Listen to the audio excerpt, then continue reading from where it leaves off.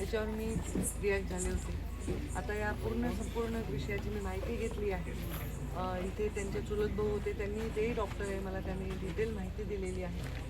आणि माझ्या हातात काही जुन्या तिच्या कंप्लेंट्स आहेत. ती एक डॉक्टर मुलगी होती, शेती करून मजुरी करून खाणारं. तिच्या आई वडिलांची काही परिस्थिती नाही मुलीला डॉक्टर करायची, तर ती हुशार होती, ती डॉक्टर झाली. आणि तिथल्या सिस्टीमच्या विषयामध्ये ती वेळोवेळी विषय मांडत होती. अन्याय होतोय, हे चूक होते, हे ती लेखी सांगत होती. म्हणजे ती निर्भीड पण होती. तर अशा मुलीवर ही वेळ का आली असावी आणि त्यामध्ये कोण जबाबदार आहे, तिच्यावर ही वेळ आणण्यामध्ये किंवा आणखी काय घडलं आहे याची चौकशी डिटेल झाली पाहिजे, फास्ट झाली पाहिजे, हा आग्रह माझा असेल. मी स्वतः मुख्यमंत्र्यांना मंगळवारी भेटणार आहे आणि मी त्यांना या विषयामध्ये वरिष्ठ अधिकाऱ्यांकडून यांची चौकशी लावावी. आणि या कारण याच्यामध्ये तिने जे कंप्लेंट केल्यात, नावं दिलेत, त्याच्यात पोलीस प्रशासनातील नाव आहे, त्याच्यामध्ये तिच्या फील्डमध्ये काम करणाऱ्या वरिष्ठ डॉक्टरांचे नाव आहेत आणि या तक्रार जुन्या आहेत काही.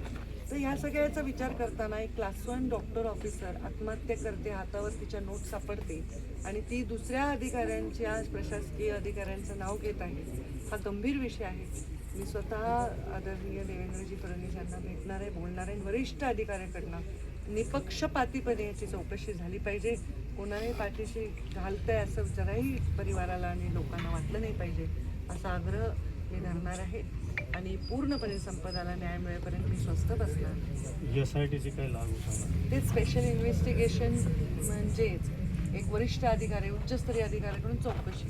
मग ती SIT म्हणा किंवा आणखी स्पेशल इन्व्हेस्टिगेशन म्हणा, त्या पद्धतीनेच तो तपास व्हायला पाहिजे. आणि हे जे खाली नाव आहेत ते त्यांचेच वर काम करणारे लोक तो तपास कसा करू शकतील, त्याच्यामुळे याच्यामध्ये निपक्षपातीपणे तपास झाला पाहिजे, हा आग्रह आहे. मी स्वतः मुख्यमंत्र्यांशी बोलीन आणि संपदाला न्याय मिळवून देईन. पण एक गरीबाचं लेकरू एवढं शिकतं, डॉक्टर होतं, स्वतःच्या जीवनावर एवढं स्वप्न पाहतं, आपल्या परिवारामध्ये एवढे कष्ट करणारे सगळे लोक आहेत, त्याची जाणीव असते गरीबाच्या लेकराला की तिथपर्यंत पोचणं. तिच्यावर अशी वेळ म्हणजे एका व्यवस्थेत येत असेल तर हे दुर्दैव.